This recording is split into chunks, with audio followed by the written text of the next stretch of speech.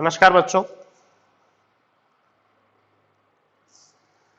पिछली वीडियो जो हमने की थी वर्ण विचार के बारे में, उसमें हमने वर्णों का जो वर्गीकरण किया था दो आधारों पर, स्वर और व्यंजन। उसके अंतर्गत हमने स्वर पढ़ा था। आज हम इस वीडियो में व्यंजन वर्ण के बारे में पढ़ेंगे। देखिए व्यंजन,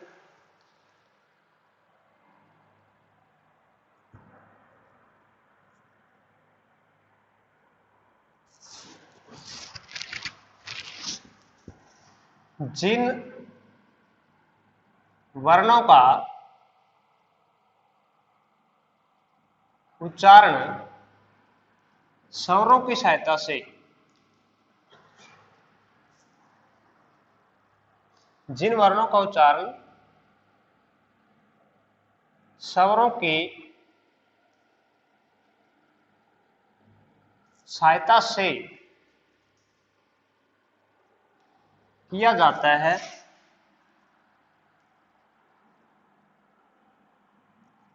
उन्हें हम व्यंजन वर्ण कहते हैं।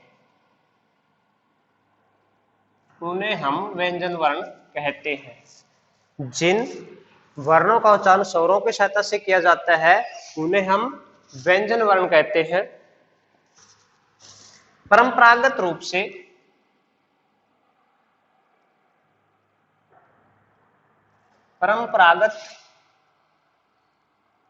से व्यंजन वर्णों की संख्या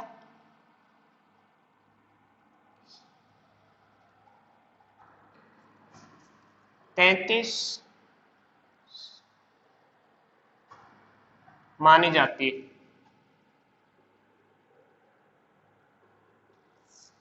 परंपरागत रूप से यानी पुराने समय से व्यंजन वर्णों की जो संख्या है वो कितनी मानी जाती है? 33 मानी जाती है।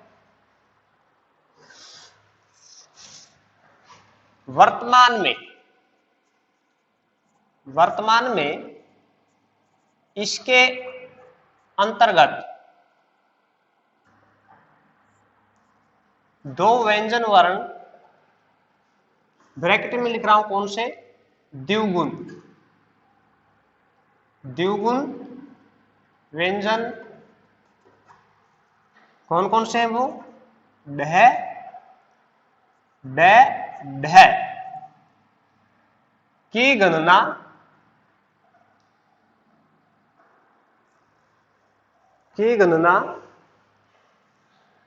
भी इनके अंतर्गत की जाती है।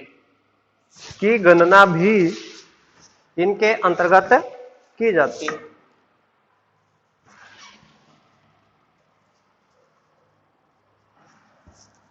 इनके अंतर्गत की जाती है।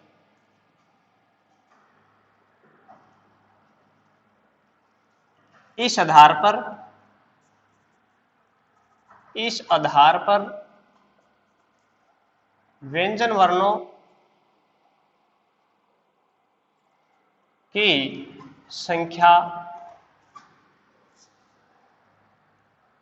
35 मानी जाती है।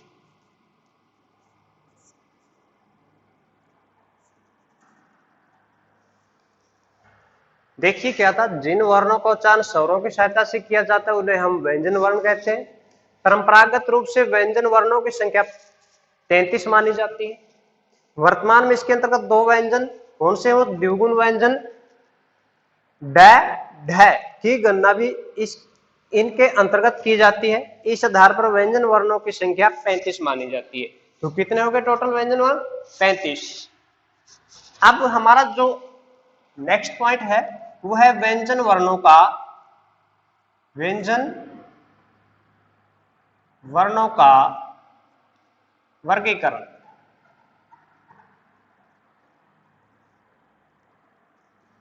व्यंजन वर्णों का वर्गीकरण।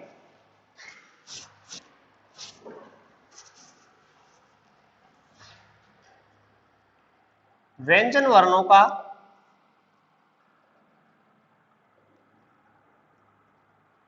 वर्गीकरण 3 आधार पर किया जाता है, 3 आधारों पर किया जाता है।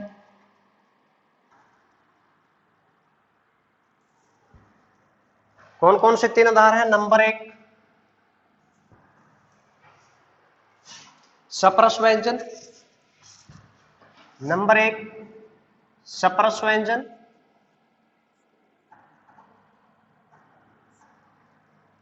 नंबर 2 अंत्यस्थ व्यंजन, नंबर 2 अंत्यस्थ व्यंजन, और नंबर 3 ऊष्म व्यंजन। तो ये 3 आधार जो हैं वो व्यंजनों के वर्गीकरण के हैं। पहला सप्रस व्यंजन, दूसरा अंत्यस्थ व्यंजन, तीसरा ऊष्म व्यंजन। अब हम तीनों का विस्तार से अध्ययन करेंगे।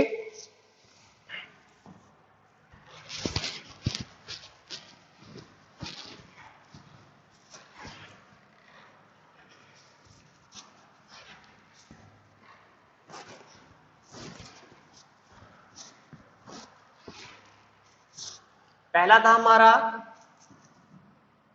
सप्रस व्यंजन,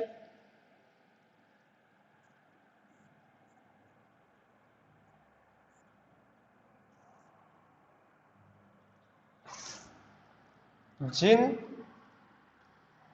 व्यंजन वर्णों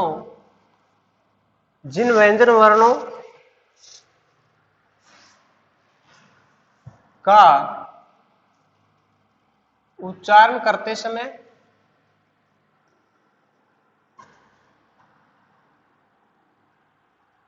जिन व्यंजन वर्णों का उच्चारण करते समय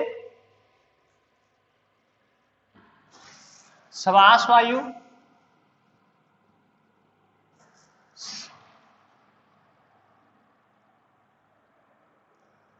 फेफड़ों से निकलती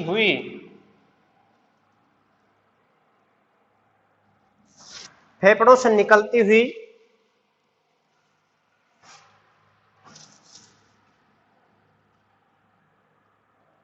मुंह, तालु,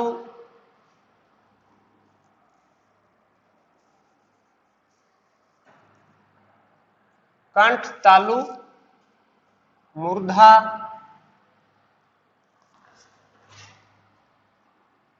दंत व ओष्ठ आदि वाक अंगों को सप्रस करती है।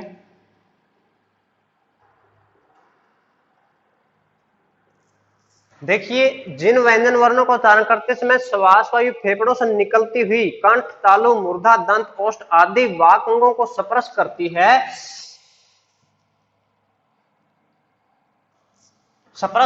है, इसी आधार पर सप्रस व्यंजन बनते हैं। इसी आधार पर सप्रस व्यंजन बनते हैं। ये सप्रस व्यंजन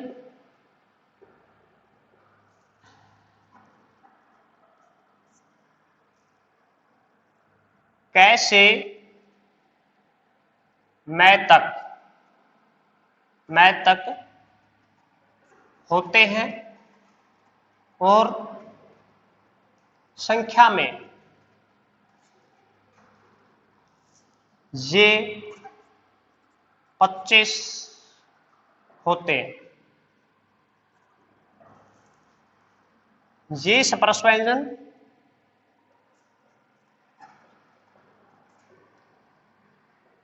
पांच वर्गों में विभाजित किए जाते हैं।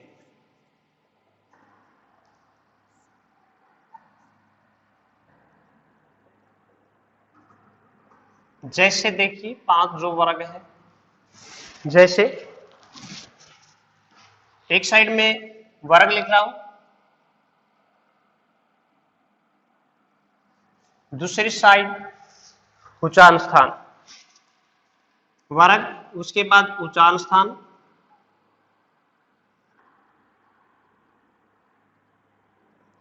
और यहां सप्रस व्यंजन। वर्ग बताए थे हमने 5, तो 5 वर्ग कौन कौन से हैं? पहला वर्ग है क वर्ग, दूसरा च वर्ग, तीसरा ट वर्ग, चौथा त वर्ग, और लास्ट का 5वां जो है प वर्ग। अब मैंने बताया था कि 5 वर्ग हैं, 1 2 3 4 5, और इन पांचों वर्गों में कितने वर्ण हैं टोटल? 25। पहले हम इनका उच्चारण स्थान लिखेंगे। क का उच्चारण स्थान क वर्ग का कंठ, च वर्ग का तालु, ट वर्ग का मूर्धा, ट वर्ग का दंत, और प वर्ग का ओष्ठ। अब जो सप्रस व्यंजन है उनके बारे में लिखेंगे। पहला वर्ग था क वर्ग के पांचों क, ख, ग, गह, ङ, क ख गह अंग। दूसरा था हमारा च, छ, ज, जह, य। उसके बाद तीसरा था ट, ठ,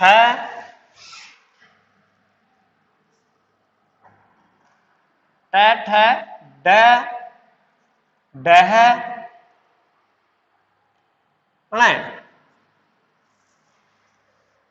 उसके बाद त वर्ग था त, थ, द,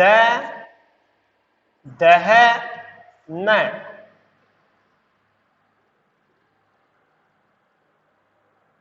लास्ट का हमारा पंचम वर्ग प वर्ग था प, फ, ब, बह, और मैं।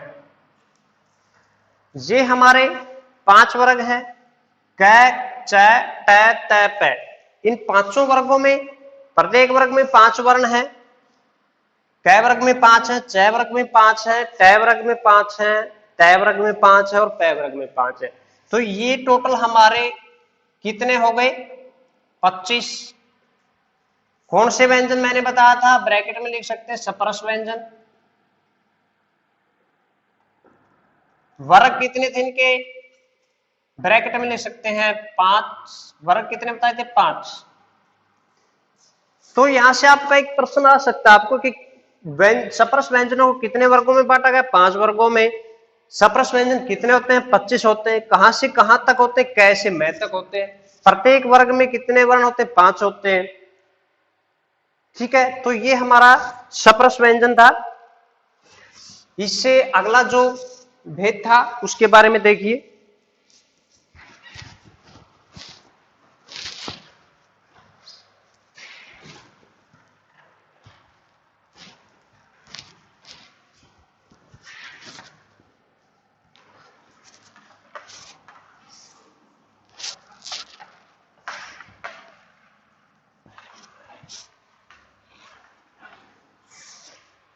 पहला वर्गीकरण हमने सप्रस व्यंजन पढ़ा। दूसरा जो वर्गीकरण था अंत्यस्थ व्यंजन। नंबर 2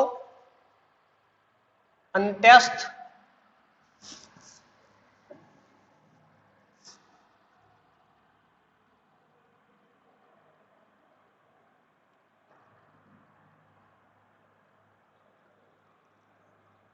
दूसरा जो वर्गीकरण है हमारा अंत्यस्थ व्यंजन है, उसके बारे में पढ़ेंगे।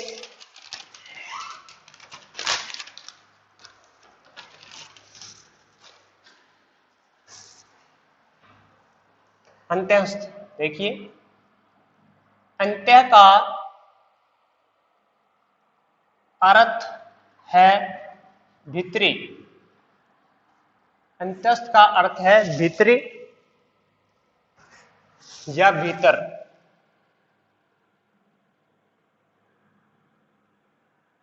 भीतरी या भीतर। देखिए जिन व्यंजन वर्णों के उच्चारण के समय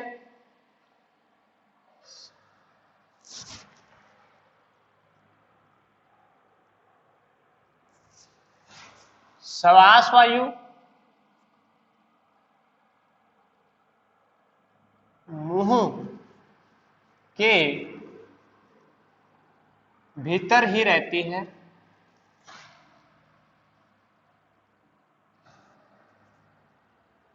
उन्हें हम अंत्यस्थ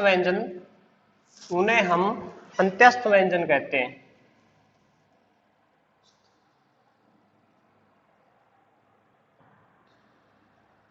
अंत्यस्थ व्यंजन कहते हैं। यानी जिन वर्णों के उच्चारण में व्यंजन वर्णों के उच्चारण के समय श्वास वायु मुंह के भीतर ही रहते हैं, उन्हें हम अंत्यस्थ व्यंजन कहते हैं। ये संख्या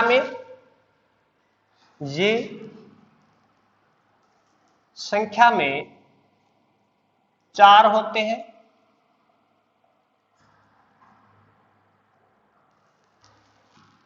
जैसे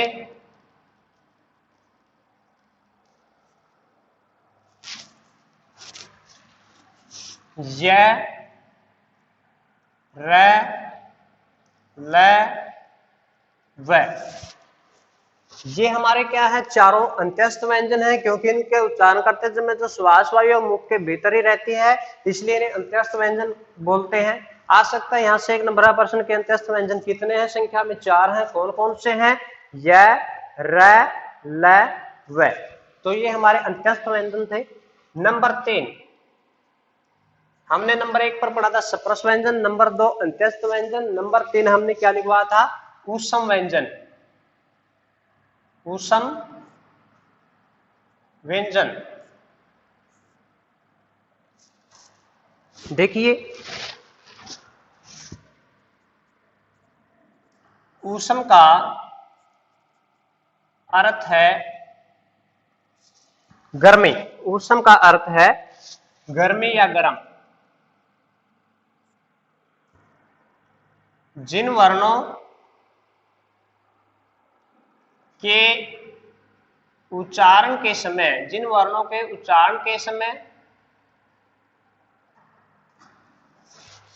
श्वास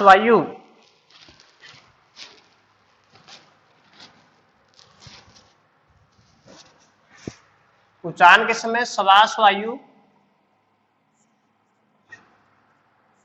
विभिन्न वाक अंगों से टकराकर गर्मी पैदा करती है।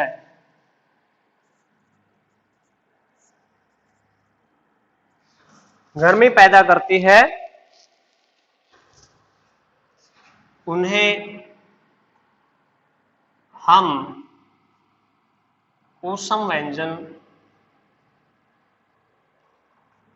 कहते हैं।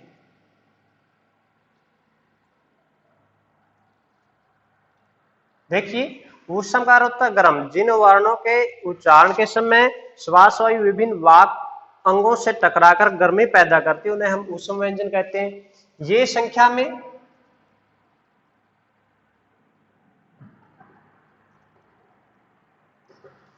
4 होते हैं।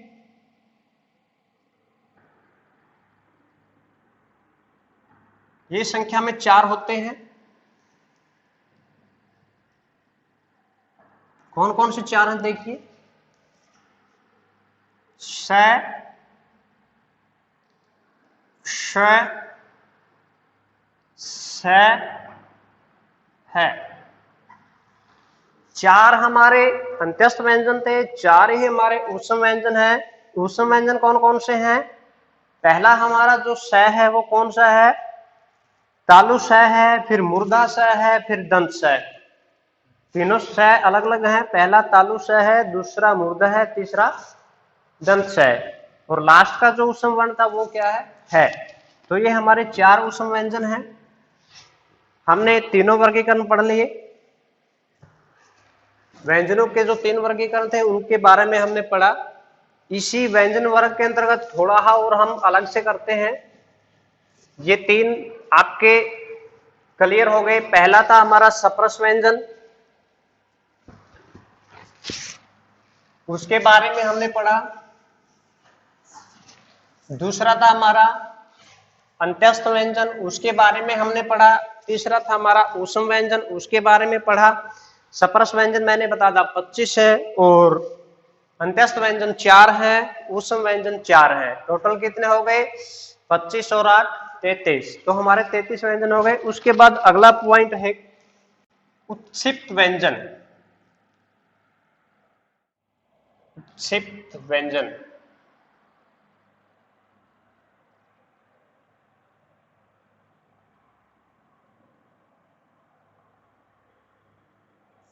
देखिए,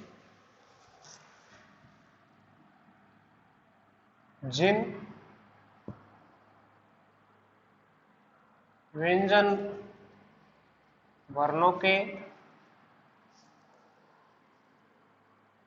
उच्चारण के समय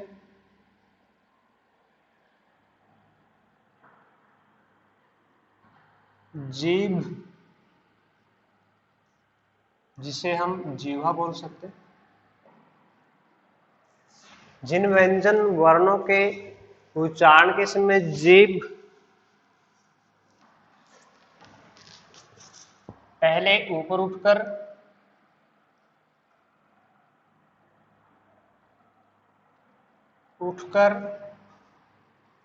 मूर्धा को छूती है, मूर्धा को छूती है, और बाद में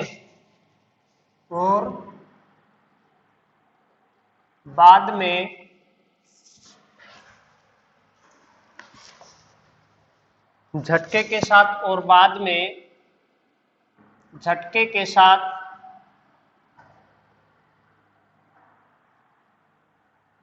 नीचे गिरती है।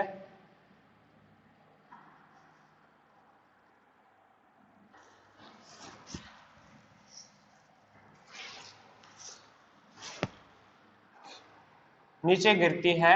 ऐसे व्यंजन वर्णों को, ऐसे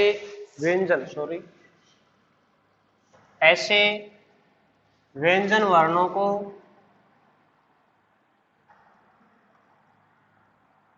उत्क्षिप्त व्यंजन कहा जाता है।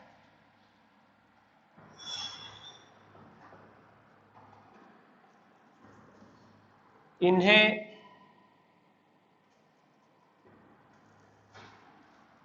द्विगुण व्यंजन भी कहा जाता है।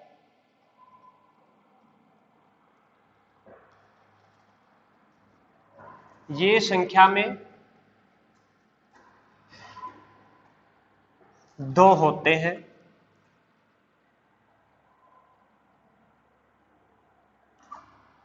सामने लिखा हूं कौन से 2 होते हैं। ये संख्या में 2 होते हैं। देखिए,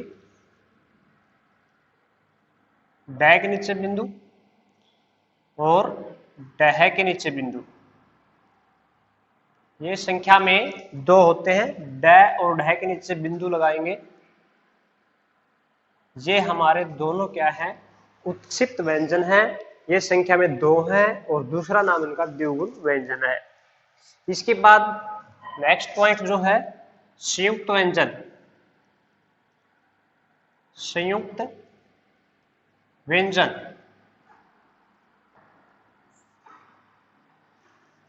जहां 2 या 2 से अधिक व्यंजन वर्ण, जहां 2 या 2 से अधिक व्यंजन वर्ण मिल जाते हैं उन्हें हम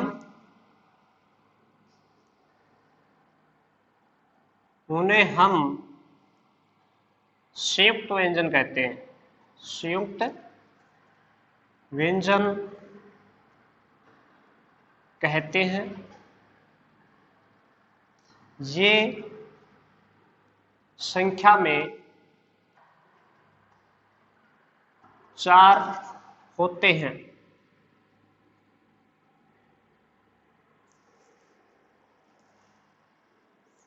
ये इस प्रकार है।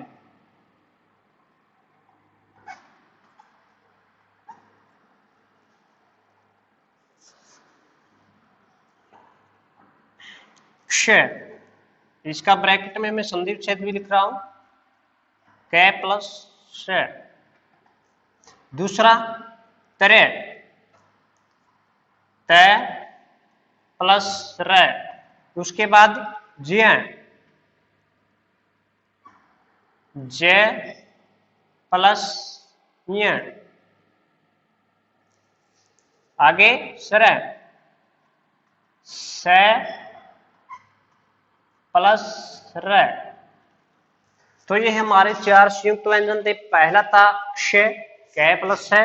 दूसरा था तरह, तय प्लस रह। और तीसरा था जय प्लस य। और लास्ट का था सरह, स प्लस र। तो हमारे ये जो व्यंजनों का वर्गीकरण था, हमने उसके बारे में पढ़ा। व्यंजनों का वर्गीकरण किया गया था 3 थे आधार। पहला था सप्रस व्यंजन, दूसरा था अंतस्थ व्यंजन और तीसरा था ऊष्म व्यंजन। सप्रस व्यंजन कैसे महत्तक, अंत्यस्थ व्यंजन य र ल व, ऊष्म व्यंजन श श श है। और उसके बाद एक उत्क्षिप्त व्यंजन है जिसे द्विगुण व्यंजन भी कहते हैं, जिनका वर्तमान में प्रचलन है, वो ये 2 हैं हमारे। उसके बाद संयुक्त व्यंजन है जो 2 व्यंजनों के योग से बनते हैं, वो 4 हैं। चारों मैंने बता दिए हैं। आज के लिए इतना ही, बाकी नेक्स्ट वीडियो में करेंगे। आप सबका धन्यवाद।